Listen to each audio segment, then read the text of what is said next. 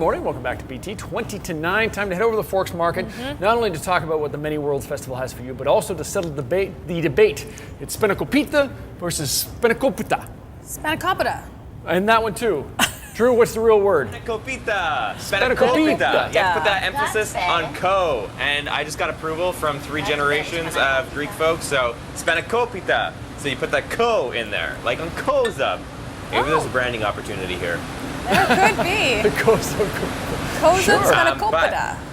I want to share something very important with you guys. My very first spanakopita. It's not as pretty as the other ones that we're about to see, but I'm very proud of this one because I got to make it myself. And they said they're going to let me bake this one and bring it back to the BT studio. So you guys will each have to take a bite of the corner. This corner's for Courtney, this one's for Jeremy, and this one's for Jenna. That sounds fair. Great. What's actually in it though, Drew? This is where the magic happens, guys, and tell us a little bit more about that. I would like to introduce you to Penny. First of all, thanks for letting us come down here today. Absolutely.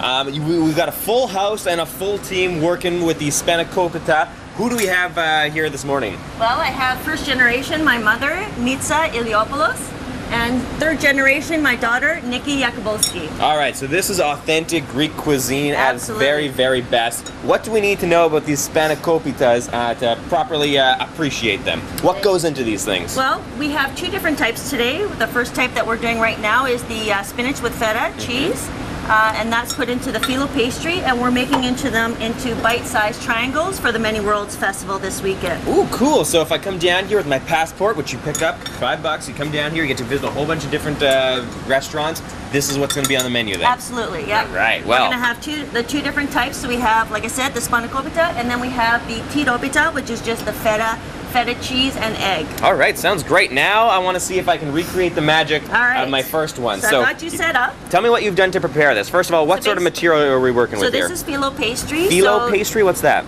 It's just like a puff pastry, kind of in more thinner layers, I guess, eh? So we're cutting them into bite-sized triangles. All right. So we cut sheets of them about, what, 2 to 3 inches wide? Yeah, that's about right. Okay, and then we put about a spoonful of the spinach mix, spinach and feta cheese, a little bit of sauteed onion, and obviously some seasoned herbs. So we're going to go into triangles. We're going to fold. And this is where the magic happens. This is where it's either going to go really good or really bad right from the beginning. Oh my gosh. I think I see. You do the first fold, because the first fold is the deepest, as Rod Stewart taught us when he was making spanakopita. There you go. And then, sorry, I messed that one up right from the beginning. You do the second fold too, and then I can jump in. There you go. Okay, so now we're on track. We're going to go corner to, or line to line is what we're doing. And you also said that speed is a factor with these things. Why is that? The phyllo pastry dries up quite quickly, so it is a matter of time that you have to kind of work fast with it so that it doesn't harden, and then it becomes too flaky.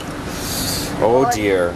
Or if you want to take more time. Take more time? Yeah. You just wet a cloth and put on top so it won't get dry. A good technique, so we can moisten these things so that we can have a bonus shot to practice. So maybe this one will just be like for memory's sake. Not quite as good as the first one, but hey, that's okay because we're gonna have the pros making these things. How many of these are you gonna go through? Oh, look at that! That's what it's supposed to look like. Come look at this. Look at the difference. These ones are the mutant ones. Yeah. Oh my gosh. How many of these will you have whipped up for the Many Worlds Fest? Well, for this weekend, we're making 500. We're expecting big crowds this weekend. Okay. So we're shooting for about 250 people per day.